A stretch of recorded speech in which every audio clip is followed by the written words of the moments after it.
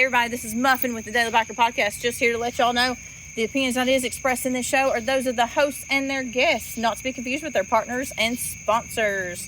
Now, let's get it on. Hey guys, this is Sean from the Bikes and Beards YouTube channel, and you guys are listening to the Daily Biker Podcast.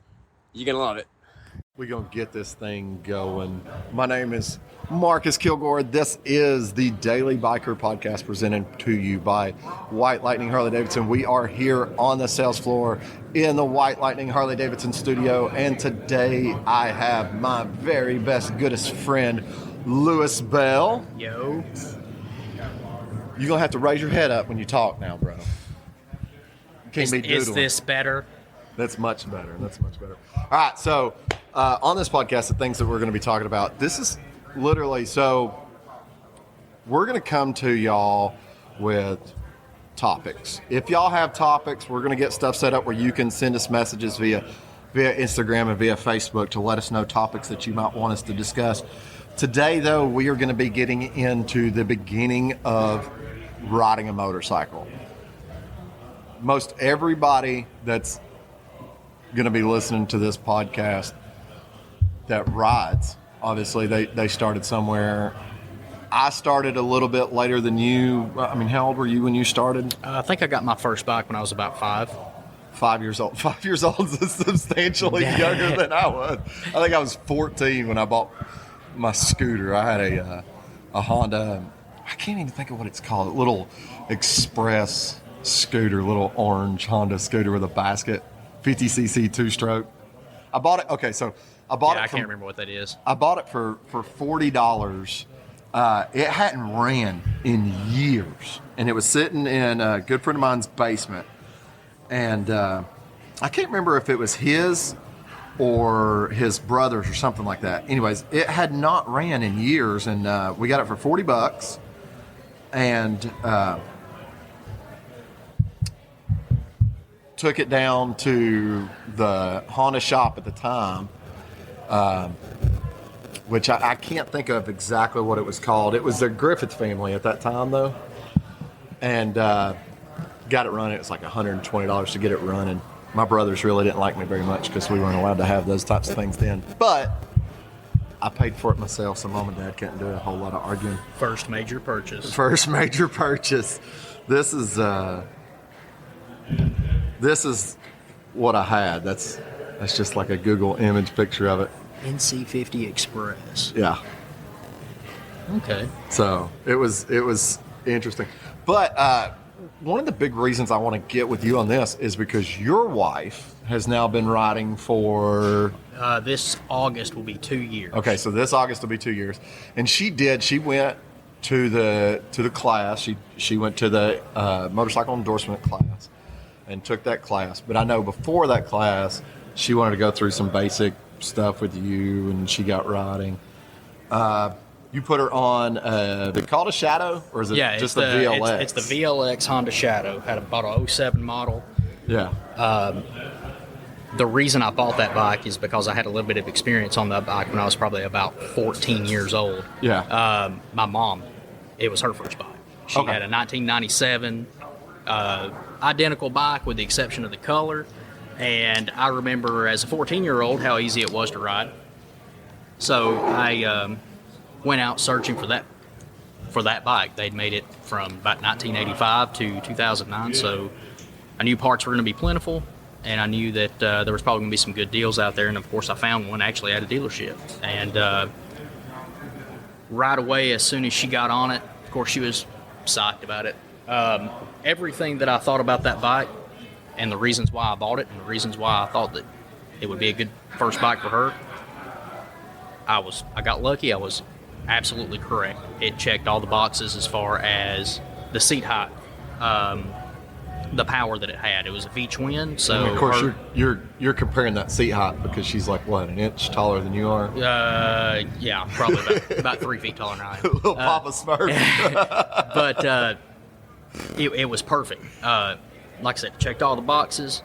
V-twin, liquid cooled, so it had, for a little 600cc, it had plenty of torque. It was going to, I thought, help her learn how to use clutch, easier to take off.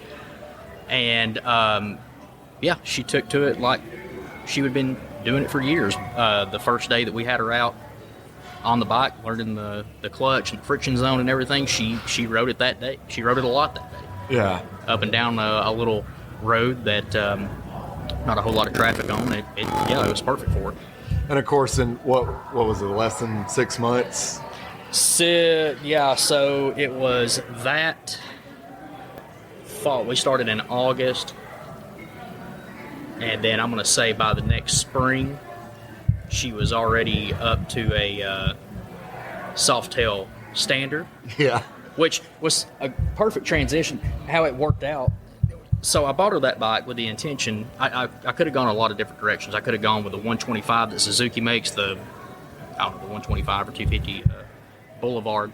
Could have went with an older Virago. Could have went with Rebel, just a lot of people's first choice. And I wanted to buy her a bike that she could grow into. She could ride this bike for a couple of years. It's got enough power to get on the interstate if you need to. It's got enough. I mean, you can do whatever you want to do with it. Wait, so let me get this straight. You bought her a bike that she could grow with, that she put in the garage 6 months later and hadn't touched it. So, key word there, she could. She could grow. Not it. that she would. Yeah. So, and what again, do you really expect to happen when you have two Softails sitting in the garage just waiting to be ridden? And one of those things. Luckily, we got out of the learning phase unscathed. No real wrecks or anything. She dropped the bike one time. Not a big deal. So her confidence was really high. Yeah. And when we jumped up in a bigger bike, we went back to the same place where she learned to ride. And she did the exact same exercise, if you want to call it. Learning the friction zone of the new bike, learning the new weight of the new bike, new power of the new bike, and kind of went through about an hour of doing about, I'm going to say it's a quarter of a mile stretch there, just down and back, until she got comfortable with the new weight, new power of the new bike. But where we got lucky was that it was amazing how similar the 600 VLX and the Softail standard. It's amazing just how kind of parallel those two bikes are, especially for somebody learning to ride a bike. Yeah. And that was the perfect transition, and I think that was ultimately the reason why she was able to transition from a smaller metric bike to a bigger bike the way she did. Is just because those two were so similar and so easy to ride. See, I'm glad the kind of the way you put that, talking about that small metric bike. Now, obviously, I mean, we're both on riding street glides now. You started out on, obviously, your first thing was a dirt bike. My first thing was a moped. But when we both went to street, we both started out on smaller metric motorcycles. Now, for me, I had the Katana 600. And I thought it was a really good bike. Now, to call it a beginner's bike, I mean, it's a 550-pound motorcycle. Yeah. I mean, there's Harleys that come in at that point, or potentially even lighter. Actually, yeah, there's, I mean, the Street Series right there. I know that's, I think that, well, I can't say I know. I think that's kind of getting at that point. I think it's a little bit lighter. But it's one of those things, you have to start somewhere. Like, I hear some people and they'll harp on those motorcycles and they'll be like, oh, that's a metric bike. You know what? I think that's why I still have an affinity for those motorcycles. Why I still like those motorcycles. I mean, they still have a place in my heart. Absolutely. Well, the people that are still, you think about the 50 and the 60-year-old riders today, and a lot of them are they're the equal but opposite end of the spectrum as the Harley riders of that same generation. They ride those bikes for exactly the same reason, because it has, these guys, when they were riding motorcycles back in the 60s, back in the 70s, it was Hondas. It was, the the Nighthawks. It was the CBM, 400, 500s, whatever. They started out on metric bikes, and they loved them, and for good reason. Especially during that time, they were probably a lot better bike than what the Harley was. Yeah. And they actually stuck with it. So it was a almost like they come into it nowadays with a heritage type. There's a sentimental value to riding that motorcycle, and I support them 100%. They're riding the Hondas, they're riding the Yamahas, whatever the case is, for the same reasons that we're riding Harleys, and all of them are right reasons. They're not wrong. Well, I think honestly, I mean, as tough of a pill it is to swallow, some of those guys kind of embody that notion of the daily biker more than some of the guys we know with Harleys. I mean, I know guys that have Harleys that are 10 years old with, hey, my bike's got 12,000 miles on it. They talk to me like they're bragging about it, and I'm sitting here going, ride your motorcycle. How's the thing still running? Oh, well, perfect example of that is what my wife is riding now. She's riding a 2007 Heritage. Softail Heritage. When I started riding this bike, when I obtained this bike years ago, it was, like I said, 07 model. I started riding it in 2000. I think I got this bike in 2016. It had 1,200 miles on it. She has been riding this bike as her primary bike now. It has 6,666 miles on it right now, where it sits. That's what the odometer says. And she's been on that one for a year, I guess it's been? Yeah, pretty much, yeah. So, she rides. Yeah, whenever time I get on my I've bike, rode she with rides. her. Yeah. Me and her have been in the back of the pack while you're out there leading us, and we're sitting there goofing off, making jokes, making faces at each other. She rides. That's one of those things too. I've got friends of mine that don't ride and have come to me and kind of said stuff about, they've thought about getting a bike, or they've mentioned getting a bike and stuff. And people have things that come and go. They have things they do, and feelings change, and I understand that. I think, though, for me, I've been through those moments, but motorcycles are definitely one of those things that kind of never went away. Mm-hmm. For me,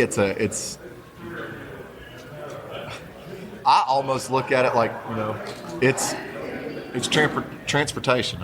I don't have a nice vehicle, so I can have a nice bike. I don't have the most money in the world, but I got guys all the time that ask me, man, I wish I could afford that bike. How much you pay for that bike? While they're sitting there driving their $60,000 Denali or something like that. And I'm like, well, it's a whole lot easier than what you think about. But and the biggest thing, too, to remember, it's like, it is absolutely no different if you're in boats, cars, motorcycles, guns. That price tag doesn't mean anything. However much, if you go out and you want to get into motorcycling, the biggest thing to remember is you do not have to have the 2021 CVO or the brand new Street Glide Special. You can actually go out and buy a motorcycle for $3,000 cash and have just as much fun on it. Oh, so some of the most fun bikes that I have a garage full of motorcycles, and the most fun bike, and I'll tell you right now, the bike that gets the most comments, questions, looks is a 1976 Kawasaki KZ900. Oh yeah. It's got 1,000 and the 900. I've got a 900 too, but yeah, they bring the most comments, looks, and I rode I think it was the 900. 900 LTD. That's a fun bike. It definitely, and like I'd wrote a thing about it on Instagram after I rode it and everything that day. That bike right there, that's definitely something I want to get into on a later episode. I was talking to my brother a little bit about it. You could sense what I feel as the birth of modern motorcycling. Yes. When you're riding that.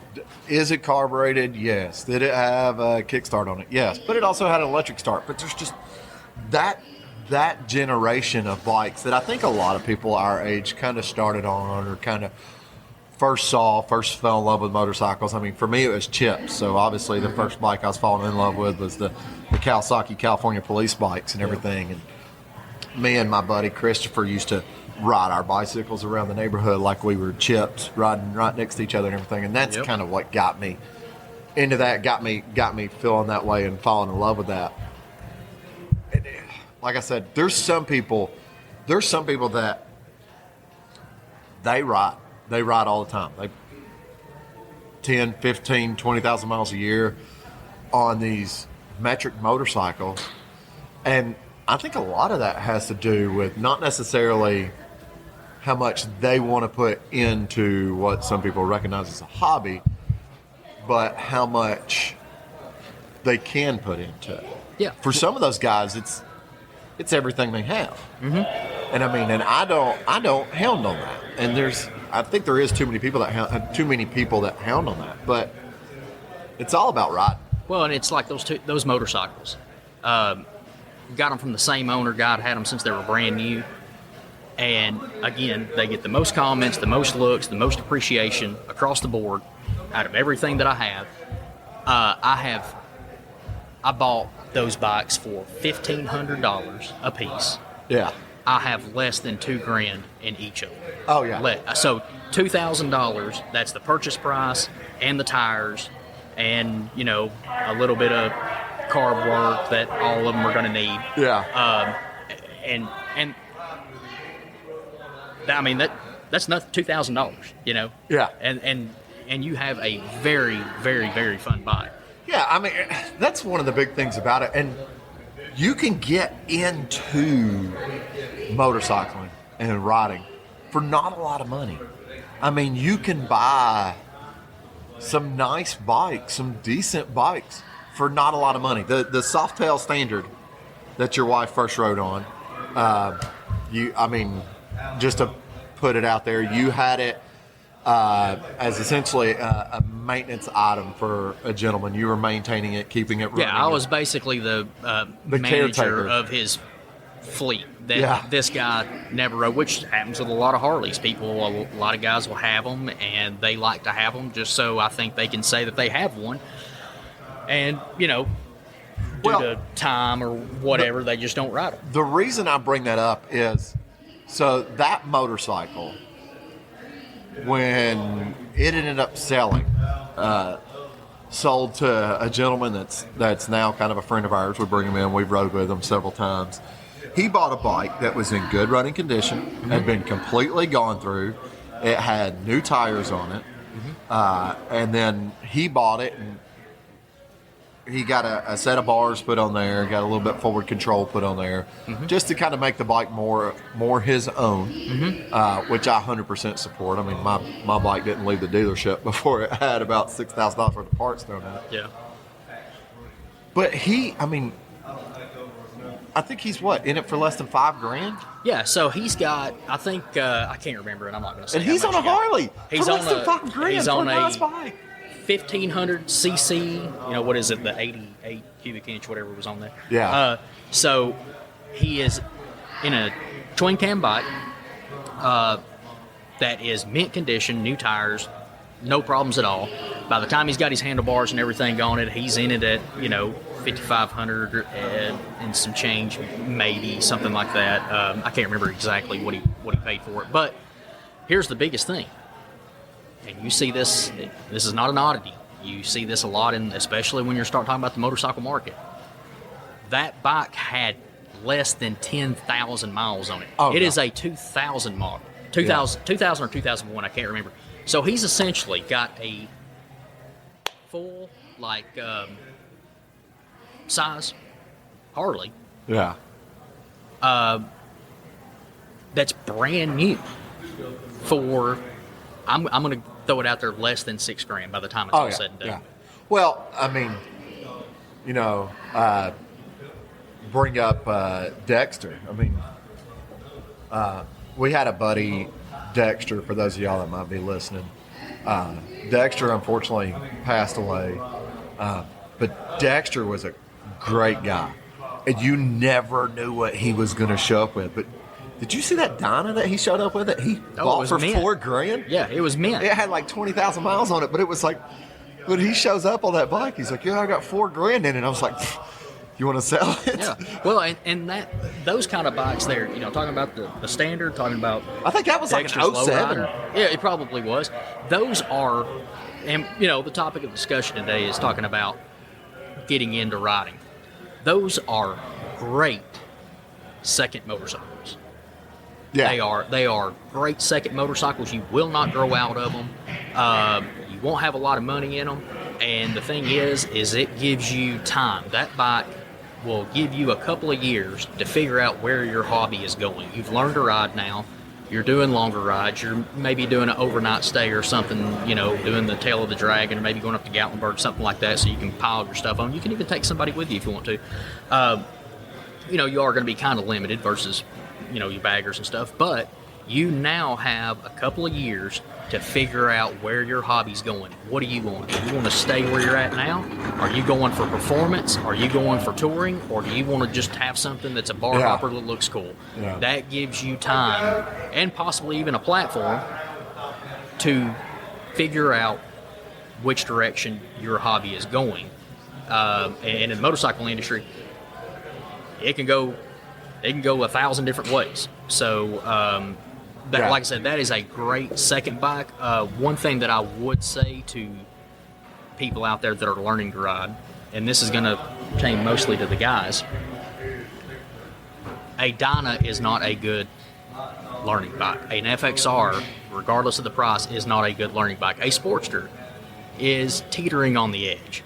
But for me, I go on the old school thought. It's called a Sportster because it was Harley's sport bike. Exactly. It is a great bike, and I would love to have a garage full of them. I mean, however, they're quick, I would not but teach they're my also, wife how to ride on them. They're also top heavy. Well, see, before she ever set foot on that Softail the first time, I'd made mention about Softail, seat height, the lowness, and especially when she went from the Standard, which is a skinny tire bike, to the Heritage, which is a fat tire bike. I don't know if you remember, I'd made mention about, I told her, I said, you're going to love that fat tire bike, just the way that bike rides.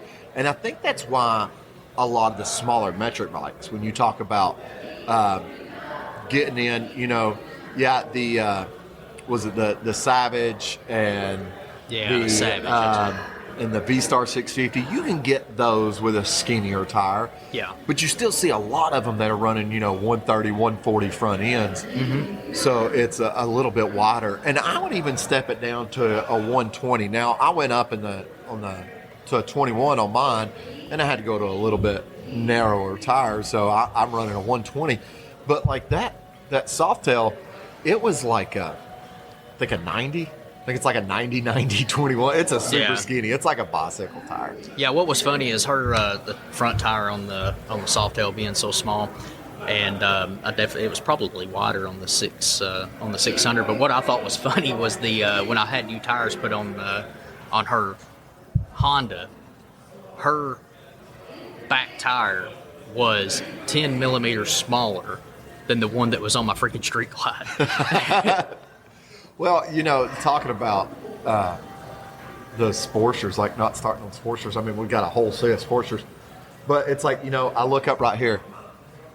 Drag bars, inverted front suspension. I think I don't even think those are mid controls. I think those are rear sets they put on that thing. I might actually have to go take that thing for a spin. But that is not a beginner's motorcycle. No, it is not. That is what I pick up to go rip up through Suck Creek and have a good time on it. Exactly. That is what I buy. And just like that, sitting out back of the dealership, they've got a new guy. He's got a Grom. You know, anytime I've ever met someone that has started on a Grom, like, oh, my husband bought me a Grom to start riding on.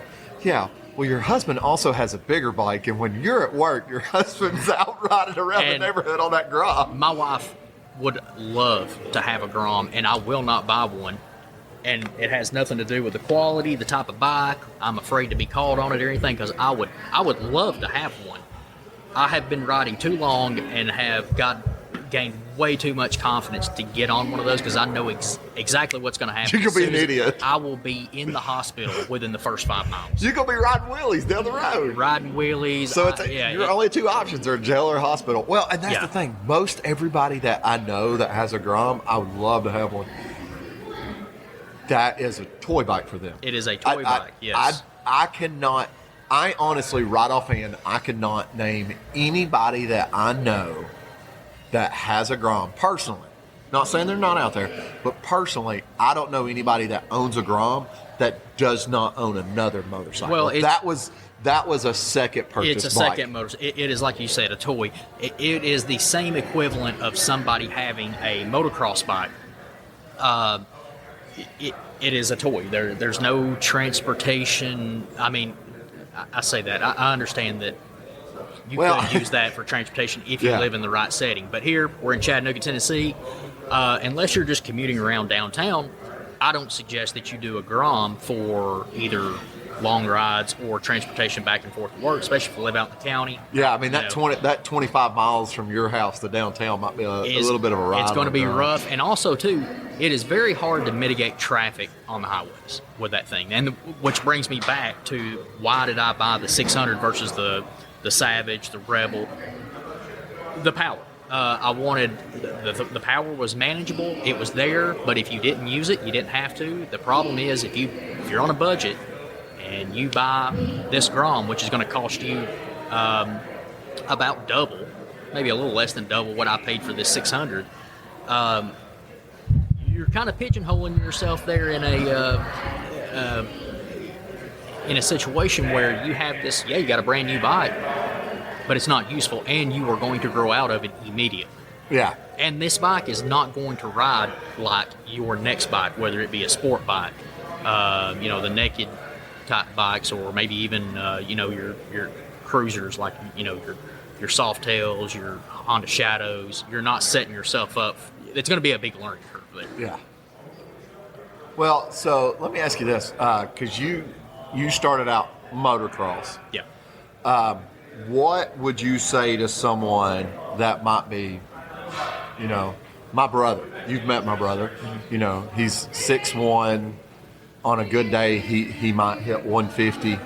I don't know. He's got a wife that feeds him well now, so he might be pushing 155.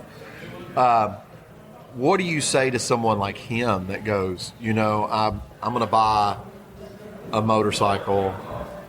I don't have a whole lot of money, and it's going to be my first street bike or first street legal motorcycle. What do you say to someone like him? The same thing that I've said to everybody that's either decided to get into motorcycling or maybe leveling up in one way or another. You got to ask yourself a couple of questions. First of all, how are you going to be using this motorcycle? What's your ultimate goal here? So, what kind of riding are you going to do? Do you like to tour? Do you like the adventure part of going out to places that you haven't been, out in the sticks, twisty roads, whatever the case is? Do you have any desire at all to do the logging trails, any kind of small off-road stuff? And then also, which is typically, like in your brother's case, going to be a big deciding factor, is your wife going to ride with you? Are you going to push that? And if you're not going to push that, and she doesn't really have any desire to, well, now you're kind of opening your options up a little bit more to different types of motorcycles. So you can kind of decide, okay, I'm going to go more towards the touring version. I'm going to go more towards the adventure version of the motorcycling or sport bike. Yeah, well, I think you immediately kind of went in the direction that I was thinking. Like, if he had came to me and was like, this is my budget, I would probably honestly steer him, because he rides around the neighborhood on that TTR. Is it a TT little two? Is it a 200 or something like that? Something like that. Yeah. I would probably steer him towards like a dual sport. I'd steer him towards like the Honda, which now it's no longer going to be the 250L, but the 300L. Or even if he wanted something a little bigger than that, I mean, honestly, he could get like a KLR or something like that. And I think those bikes are great. If the answer, when you're going through checking these boxes of, okay, what do I want out of this motorcycle? What am I going to use it for? If there's any off-road at all involved in that, the KLRs and all that. Now, Well, I've never been a motocross rider, but there's even times where I'm riding down the road on my street bike, and I go, oh, I'd love to go off-road. But hopefully on February 22nd, that'll be answered for me. Here's the thing, too, about that, which is the reason why I don't have one in my garage. You're going to immediately know what I'm talking about. Seat height. Yeah, well, so I'm 6'2". You're 6'2", but your brother is about my height. No, he's taller than that. He's taller than you. What, 6'7"? Or I'm 5'7"? No, he's about 6 foot. Oh, okay. I thought he was a little bit short. Anyways, you always see him either sitting in his Jeep or sitting on that little I'm dirt bike. 5'6", and again, I've rode dirt bikes all my life. Now, but we're going to get you out on that African Twin one day. That is true. I'm just going to stand next to you and hold it up when you stop. The reason why I would love the ability to go off-road, on and off-road, more like an enduro type deal. Maybe not as big as like a full-fledged adventure bike like the like a KLR. African Twin or a KLR. But but see, the that's seat where height is what gets me. I think as soon as those new 300Ls drop from Honda, I think we need to go check those out. Oh, I would love to sit on it. I've sat on a 250L. For me, it's kind of a shorter bike. I'd buy one. I'd have a good time with it, but it is kind of a shorter bike. And the seat height, the only reason I say that is, the reason why I'm still, riding for, 30 years now. If I would have no problem getting on a KX 450, CR 450, full-fledged motocross bike and just ripping it as much as I possibly could. No problem. Because if I drop that bike, I don't care. Now, when I start getting into the enduro bikes, I've got to be able to ride this thing out of the woods. Yeah. And so with that, you start breaking stuff. Your fenders, you start breaking clutch lever, you start breaking your turn signals, things like that. You have to be a little bit more conscious of, and I know that would probably be an issue for me. Well, what do you think, talking about the enduro bike? February 22nd. Pan America drops. What's your thoughts on that thing? I don't know. It'll be interesting. They're coming. I think it's definitely something that needs to be done.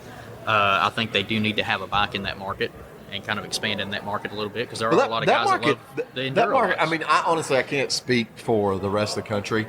In this area, that adventure touring market, it's a big market. It's a big market. And I've kind of changed my tune on the Pan America. When they first announced it, I kind of was like, I don't really understand why they're doing this, because the bike's probably going to be heavy and it's going to be tall and all that. And then I got to thinking, I was like, well, so is the African Twin. Yeah. I rode this past summer. I got on a 1290 Super Adventure that feels like you're riding a bike that is 12 feet tall. It weighs the KTM 1290 Super Adventure weighs more than my Street Glide. Yeah. And by about 20 pounds or so, I think. I can't remember exactly the numbers on that.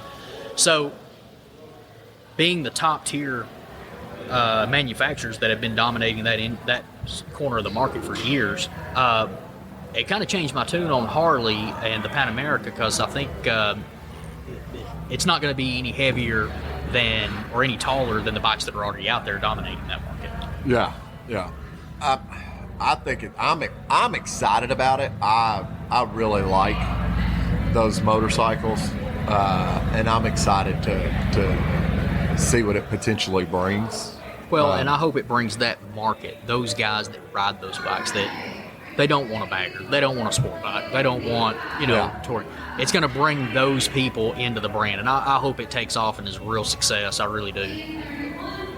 Yeah, I mean, it'll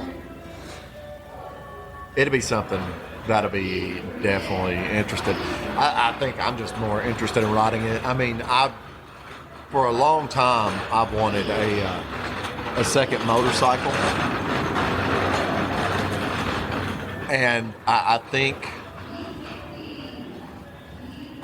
that bike for me would be a great motorcycle. Now, it almost wouldn't be my second motorcycle. It would more or less become my primary. That would be my bike. It could end up being a commuter bike. That wouldn't be mine and my wife's bike. That would be my bike. Yeah. I would be riding to work, doing the things that I generally do now and rack the miles up on my bike. Now, I wouldn't do that necessarily to keep the miles off my motorcycle. I would just do it because I've got that addiction. I got to get that fixed, man. Got to get that fixed.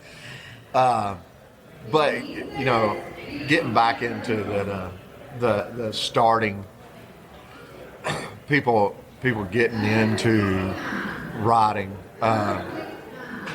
honestly, I think with as fast as someone like your wife takes to it, it's literally like a duck to water. Right. There's another saying, I can't remember how it goes. It's a pig to something, but either way. She's already rode your street line. And we made a joke about the 2021s that we'll call it the uh-oh color that they got sent out. About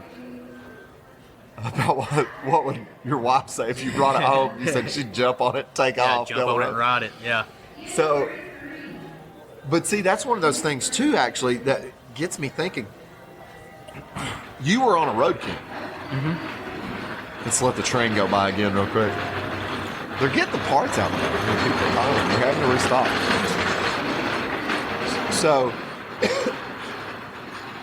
you were on a Road King, and you liked it, you enjoyed it. Loved it, yeah. This Street God came along, a deal that was really kind of hard to pass up. Yeah. You rode it. You remember what you first said to me about that Street Glide? Yeah, I do. I liked it, but it was definitely something to get used to because of the heavy front end. It seemed like it was a lot. The Road King, I could flip it around. Of course, I got comfortable with this bike. Rode it a lot. Well, that was flip it around, do slow maneuvers. The Street Glide, you had to put a lot more effort into it to turn this thing. But what I tell you, when we first took that long trip, yeah, you'll get used to it. Yeah, and love it. And it's right. Every motorcycle that you ride is going to be different. When I come off of my Street Glide and I get on one of my Kawasaki's, it's like, wow, how the hell do people ride like this? Back in the 70s, this was the top tier. You couldn't get a better motorcycle than this one right here. But it's all about just, every motorcycle is different. It has its own quirks and personalities, and you just kind of have to get used to it. Yeah, talk about that Kawasaki. It's one of those things you're definitely for any individual that's never gotten to ride those motorcycles. Now, I in this day and age, I definitely don't suggest a newer rider to go out and get one of those and go ride. I don't suggest that, only because those bikes are something that kind of need constant attention. They have parts on them that are old, and you have to manage them. You have to pay attention to what's going on with those things. They definitely you have to take care of them. They had 900 sitting at your dad's house, and I think when we went over there, it's like, oh yeah, I should start. It's been a week. No, I didn't start. We had to boost it off, and it's just that's those motorcycles where now, in the 3 weeks of bad weather we get here, and my bike doesn't sit on a tender, I go outside to start it, and it kind of does a woo woo, yeah, and then it's running. It's nice. I don't have to worry about it. I get people all the time talk about putting bikes on tenders. Actually, so the Deluxe that I had it for 2.5 years. I never put it on a battery tender Not saying that's a good or bad thing, but I rode it all the time. Well, and that's just it. Any of these bikes that you go out here and get, and even as bad as it pains me to say this, even the European models, doesn't matter what you have. If you have a bike and you are not using this bike, you will have problems out of it. I've got my Heritage in the shop right now. It's got a leak at the fuel line. Really the only problem I've ever had out of it, but it is a small little problem, and I attribute that a lot to the fact that the bike has pretty much sit since from 2007 to about 2019 when we actually started riding. Yeah. That is a killer. It doesn't matter if you have a car, boat, motorcycle, or truck. If you let it sit, you're going to have problems out of it. And that's something that new riders, because this is the topic of new riders, something that new riders really need to think about. If you get into the hobby and you decide that, this isn't for me, I don't know, you're thinking you're probably not going to really ride this thing. Keep in mind, if you don't get rid of it, if you don't give it to somebody that is, or sell it to somebody that is going to ride it, you will have problems in it, and it's going to start getting expensive. Yeah. That's where your cost is going to come in, and I think that's a main reason why you see so many bikes that they sit for so long. And the owner's always, oh yeah, I'm gonna fix it one day and sell it. I'm gonna fix it one day and sell it, and then finally when they do get the urge to have somebody fix it, or maybe they're going to fix it themselves, and they realize that, man, this thing is going to cost $1,000 just for me to get rid of it. And you end up seeing them sit behind the house, sit in a garage or in a barn or something for so long, just because they let it go. You got to use them. Yeah. I've had people, I guess I've kind of positioned myself into a place where people come to me. And I don't know if it's just because they see me on the motorcycle all the time, or they see posts on Facebook, or they follow my Instagram, or whatever it may be. But I'll have people that I'll know come talk to me that aren't really in the motorcycle community. Some of them might be. But like I said earlier, about 10,000 miles on an 07. And like, you'll see this stuff for sale, and it's realistically, when it comes down to it, it's just like a car. Someone's advertising something and they're like, oh, it's a 2010 Sportster and it's only got 5,000 miles on it, so hey, it's got low miles. I'm like, I think I'm gonna pass on that one, just because I don't now want to have to get into the maintenance that 10,000 mile Sportster or 5,000 mile Sportster has on it.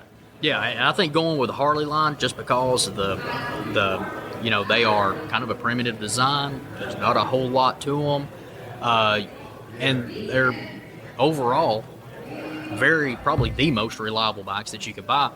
You could get lucky, like the Sportster example. You may, depending on what you may have a carb problem or something, but that's not too entirely terrible to fix.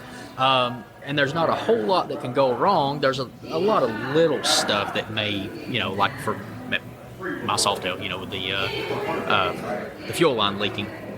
Small stuff, I dropped it off the shop today. They're going to have it done probably. I'm expecting a call any minute now for them to have it done. It's probably a 20-minute fix. Not a big deal. But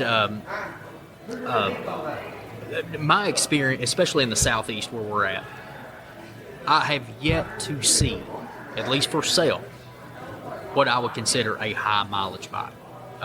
We were getting ready to sell the Softail Standard, and I was throwing out a number out there, and my dad was like, well, we might be able to get a little bit more for it because you don't have a lot of miles on it. It's pretty low. I was like, look, they're all low mileage bikes. You go on Cycle Trader, you go, you Facebook Market now, Craigslist, whatever you're doing, you are swimming in a sea of low mileage bikes. I dare say, at least in our area, it might be different out west. People can ride year round, but in our area, the highest mileage bikes are probably going to be the bikes like dirt bikes that don't have an odometer anyways. It's the high mileage thing. It's like, what is high mileage? You open up some of these European motorcycling magazines. I mean, you're talking, when I worked at the Honda shop, I used to hear guys talk about, I got 45,000 miles on this motorcycle. And it was like, that's high mileage on a motorcycle. But you open up the European motorcycle magazines, there's guys with 200,000 miles on, 2013, 2014 GSX-R 1000s. And it's like, people go, wait, how have they done that? Those guys ride. They ride. I have found less maintenance out of a bike when you ride it. Mm-hmm. Do I have to have my oil changed more regularly? Yes. Do I have to have tires changed more regularly? Yes.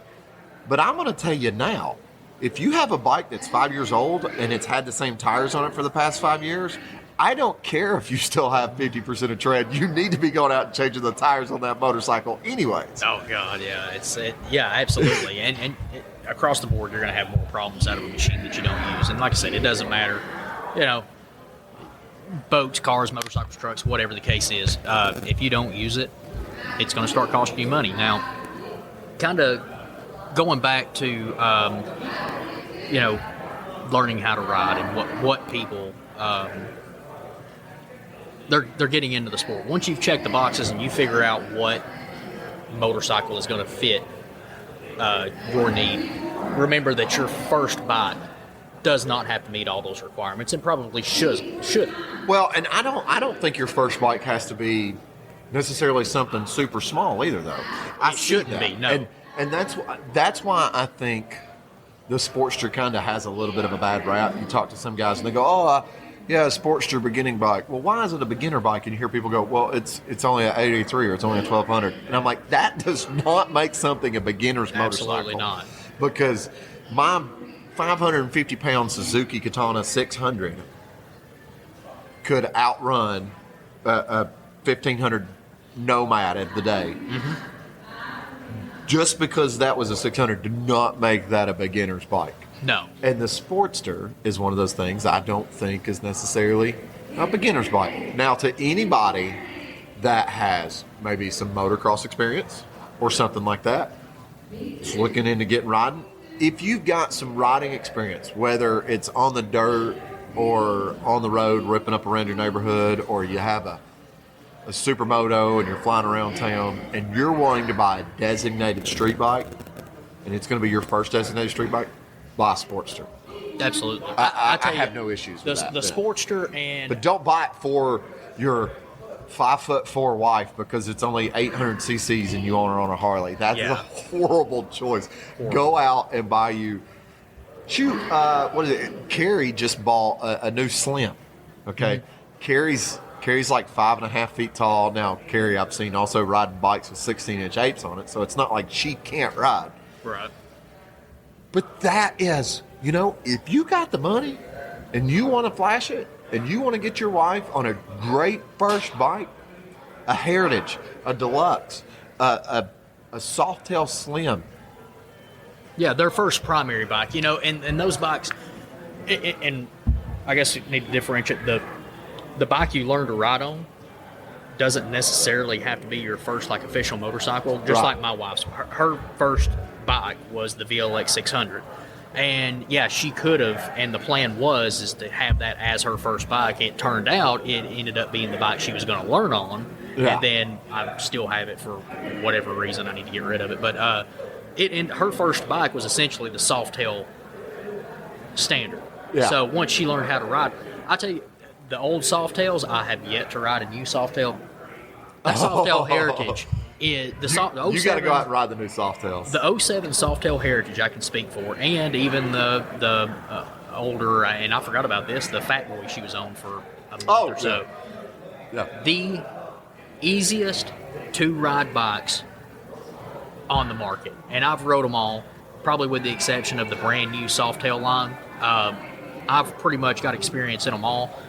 The easiest bike that I've ever ridden, I would have to say, would be the Fat Boy or the Softail Heritage. Any of the bigger front tire Softail lines. The bike almost rides itself. It's comfortable. If you're not going to do a whole lot of aggressive riding, at least on the older version of the Softail, which, like I said, what I got experience in, it is probably, I'm going to go out there and probably say, out of my experience, the best overall bike, especially for your first primary motorcycle that you can ride. Yeah. So we're starting to wind it down here and get to the end of this. So let's go through essentially the checklist that we've kind of figured out. So first motorcycle for anybody. Well, let's start it off with what bike we're going to learn on. We'll go ahead and assume that whoever is listening to this. Well, I'm basing your first motorcycle. Not necessarily. I don't want to say what you're going to learn on. Maybe learn on the street. Your first bike you're going to learn on the street. Because I know you're going to teach my wife to ride on my brother's little dirt bike. And that's a great way, and that's honestly a way that I was wanting to do. Kind of my wife's introduction to as well. The only reason I did not do that was because I came across a great deal on the bike that I wanted to be essentially her first bike. And that one, again, why I go back to this one, that VLX 600 was the perfect mix of the learner bike and the first primary bike that you're going to ride. You can spend some time on it. Of course, it didn't work out that way, but that was the intention. And honestly, she could go out today and ride that 600, have just as good a time. She can hang with me on my street glide. She can throw that. She's probably going to be a better rider on it just because she can throw it around. It feels a little bit lighter. Probably get a little bit too overconfident. But that bike, talking about checking boxes, that one checked a lot. Okay, what her scope was. So, first bike doesn't have to be an expensive motorcycle. Your first motorcycle should not be a brand new motorcycle. I would go as far as say that. So, second bike, or second note on your first motorcycle. This is kind of a crude way to say it, but the fatter the front tire, the easier it's going to be to ride. My opinion. In most cases, yes. Now there's some other stuff that goes into that too. Again, one of the biggest things that for me, teaching somebody how to ride, was seat height, weight and seat height, especially. Seat height. So let me real quick dive into seat height. Yeah, I'm 6'2". You're 5'7". We've got 6 inches apart on us. But our inseam is only like, what, 2 inch difference? I mean, I wear a 32. Yeah. 30, you wear what, a 30? 30, yeah. So we're only a 2 inch difference there. So yeah, we might have 6 inches, but that inseam is where you're going to be in a difference there on the seat height. So, and I think the third biggest thing, though, in my opinion, when it comes to first bikes, and right now I'm primarily talking to, so in my position, that's solely I can speak from my position, buying my wife her first street bike. I would want to get her something that at the end of the day, if I wanted to, I could still play with it. I could still do something to it. Mm-hmm. Like the VLX, if you decided to keep it, there's an entire world of aftermarket stuff where guys out there are bobbing them out. Some of the best looking bobbers I've ever seen have come from the probably $1,000 VLX. And the thing is, too, I got a later model. I got an 07 because it was a great deal and it's what was available. I'm pretty sure they made that bike from 1985 to 2009. It seems like And let me tell you, you want to talk about parts availability? There's not a part that you cannot pick up for that motorcycle. Yeah. And they are all over marketplaces. They're what we're going to, we ought to, if this podcast takes off, we ought to buy about 100 of those things because they're fixing to go up in value. Well, there goes our value. Everybody's going to rush out and buy them. It's going to be a whole new GameStop thing going on with the VLX 600. But yeah, it is. It's one of those bikes where I can get on it. And if it was a bobber or something, it would appeal to me more. but I can absolutely do that. It is a great first bike. It's a great learning bike. And the thing is, with aftermarket or even stock, OEM parts, there's not a whole lot there to that bike. So it's a bike you can drop. Yeah, I mean, definitely. And that also, I'll say this, okay? I don't want to tell anybody that a Harley doesn't need their first bike. I kind of agree with you that a brand new Harley probably is not the best thing for a first motorcycle. But if you can get into something like, a Still of a Deal and a Heritage somebody has, Grandpa's old Softail in his garage, get it and ride it.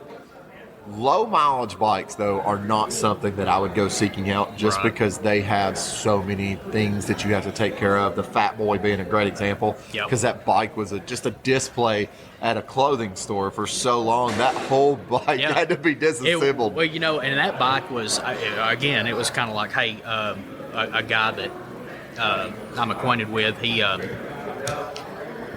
bought the bike brand new, and it had, I think it had 20,000 on it. It was a 2001 model, 2000 or 2001 model. It was one of the first year of the twin cam. But those miles were put on it when it was brand new. Yeah, well, and that's just it. The first 3 years, I'm sure they used it. His son used it a little bit. And then when both of them got out of riding, it sat from probably 2004 to when I picked it up in, 2019? So what you're saying is if someone buys a bike and they have it for 2 or 3 years and they put the mileage on it and it's a well-loved motorcycle and then they're kind of getting out of it, don't let the bike sit. Give us a call. Don't let the bike sit. Give us a call. We'll ride it for them. That's exactly right. I actually going to start a new service called RideYourBike.com. And the original copyright. Point, if you try to take that from us, you'll get a phone call from Liam Neeson. So the point I was going with that Fat Boy, it cost about $2,000. Now this is a $5,500 motorcycle. Yeah, and it costs $2,000. It costs $2,000 to get this thing going. Yeah, carb work, tank lining, tires, some hoses and different things like that. I think we put brakes on it. It was $2,000, if memory serves me correctly, to get this thing going. And I had somebody else do all the work. I didn't turn a wrench on it because it wasn't my motorcycle. But that is one of the main reasons why you see a lot of these bikes, a lot of good bikes. There's a lot of, I think most motorcycles, depending on what you're going to use for, are good. That's the reason why you see them sitting all the time. That's the reason why you see them such low mileage. It's because when they do set for 3 or 4 years or even longer, it's a good chunk of change to get that thing back roadworthy again. Yeah. So, real quick to recap, then I'm going to tell you a quick story and we're going to hop off here. So, first bike doesn't have to be expensive. No. The fatter the front tire, the little bit easier it's going to be to ride. It's going to be a little bit slower dipping into the corners, but it's going to be a little bit more manageable going straight down the road. Seat height. Seat height, seat height, seat height. Don't buy something that's a tall motorcycle because the weight is going to be tall. Exactly. It's going to be easy to fall over. And number 4, don't buy a bike with low mileage just because it's got low mileage. Exactly. A low mileage bike is going to be okay to purchase for a first motorcycle if it's a situation like our buddy that bought the Softail Standard. He bought a bike that someone had already taken that was a low mileage bike and had all this time and money put into it to bring it up to a rideable motorcycle. Right. So that being said, that's kind of for those of y'all that are looking at getting into it. Maybe you have a wife that's looking and getting into it. That's take it solely. That's our opinions of the best places to start. I mean, obviously we both ride, so we both started somewhere. But Lewis just taught his wife to ride. Like he said, almost 2 years ago. So, and with that too, talking about what bike to buy, the purchasing process. I'm going to say it right now, and I don't care who disagrees with me. Nobody ever sells a motorcycle just because it needs carb work. So when you are going on Craigslist or whatever you're doing, Facebook marketing, and you say, all it needs is carb work, that is a lie. Nobody ever sells anything that just needs carb work. Well, I've made that mistake twice now. I would agree with you, but I will throw in a but. These guys that have the bikes that 4 individual carbs or 6 individual carbs, like the Interceptor. I've met a guy that lives down in Alabama, and he's got one of the Honda Interceptors with the 6 individual carbs on it. You know, those carbs get gummed up, they get out of sync. Someone does sell that bike because you're about to spend $1,500 to $2,000 to get those carbs cleaned out and have them synced. Yeah. Taking and the then carbs once off, you get that done, then you're going to find out that one of the cylinders is not firing correctly, right. which Well, is causing the The miss. thing about it with those bikes that really sucks, those bikes are super fun, but the thing that sucks about it is, you know, a couple hours to take the carbs off, clean them, put them back on the bike. It's like, oh, that's not a big deal. Now you've got 20 hours of your life that you're about to invest and try to get 6 carburetors synced up, because trust me, I know from personal experience, no 2 carburetors are the same. They never want to run at the same point, the same level. You have to get all the carburetors happy with each other. Also, each carburetor happy with each cylinder. So it starts to become a total basically, frustration. don't buy. If you want to get into the hobby, you're not getting into the hobby to work on motorcycles. You're getting into the hobby to ride them. Don't buy a motorcycle that needs work. If it's a little bit of cosmetic, fine, but do not buy one that needs work. Here's what I've been telling people, because it's hard to believe. You can start getting into bikes at $1,500, $2,000, $2,500 that are fuel-injected motorcycles, and guess what? You no longer have to worry about Exactly. a carburetor. Well, and also too, you know, what I've seen, the price difference when I was looking at motorcycles, the VLX that needed work and the one that didn't, the margin, the price difference. You couldn't have put tires on it for the difference. It was $500 difference. Yeah. All right. All right. So, final story, and then we'll hop off here. So, sometime many moons ago, working at the Harley shop, working in the service department, we had a guy come up there and said, "Hey man, I just live about a mile down the road, and I have a bike that won't start. I'm a truck driver, and I've been busy and haven't been able to fiddle with this motorcycle, and I want to see if y'all can come pick it up and get it running for us." And we're like, "Yeah, you're just down the road. That's not a problem." So I kind of go through the basics with him, getting the details about the motorcycle, figuring out he's got a deuce, and we're going to go down there and we're going to take a look at it. He said he hasn't got to ride it very much. He knows the tires are flat and the battery's dead, but he's not sure if that's the only thing that's wrong with it. We're going to go pick it up, get it back to shop. So we go down there with an air tank. We try and put air in the tires. The tires are immediately leaking. They're off the bead. They're flat on the rim, as well as being dry rotted. So I'm like, okay, go ahead and mark down. He's going to need new tires. Before we even pick it up, we want to go ahead and get the mileage. So we hook the tenders and everything up on it to try and see if we can just get it electronically to turn on. It doesn't even want to do that. We get it back to the shop finally. Techs start ripping into this bike, trying to figure out what's going on, getting new batteries in it, cleaning corrosion off of the cables, off the battery cables on the bike itself. I don't remember everything they went through. Basically, what it come down to is when they finally get the bike to light up, we realize why the bike is having so many issues. Less than 1,000 miles on a bike at the time that was 10 years old. It's crazy. So I call the customer and I go, okay, here's what we got. If you want us to get the bike running right, and I kind of went through everything with him and told him, and he told me, he goes, yeah, I want it to be good. And I just straight up told him, I said, man, this could have been avoided. I know you didn't have time to ride the motorcycle, but this type of neglect on a motorcycle will cause you more pain and more headache than you're ever going to experience with any motorcycle out there. And that's just kind of what it comes down to. So on that aspect, don't neglect your motorcycles. Be a daily biker. Just like it's called, be a daily biker. Get out there and have fun. So, that being said, this is the Daily Biker Podcast from White Lightning Harley Davidson. I'm Marcus. Lewis. Thank you for tuning in. If you want to check us out, find us on Facebook at The Daily Biker. You can also find us on Instagram at The Daily Biker. If you have anything that you want to reach out for us, if you have any subjects, you have any questions, feel free to give us a shout, holler at us, send us a message.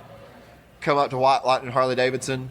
I can't tell you what date and time I'm going to be filming these things or doing these things. So come up here. You might catch me. Holler at the guys. Take something for a test ride. Like I said, the Sportster over here is, I think, is calling my name. I might see if they'll let me take it out for a spin here in a minute. I'm getting a head shake no from Nathan over here. He knows I'm going to go out and get myself hurt on it. So I thank y'all for tuning in. Y'all have a good one. Hey everybody, this is Sean at White Lightning Harley Davidson. I want to thank you for listening to the Daily Biker Podcast. You can reach the podcast on Facebook or Instagram at The Daily Biker, or you can email the podcast at thedailybiker@gmail.com. Be sure to keep an eye on White Lightning Harley Davidson's social media pages for the most up-to-date information on all our events and where you can find the boys.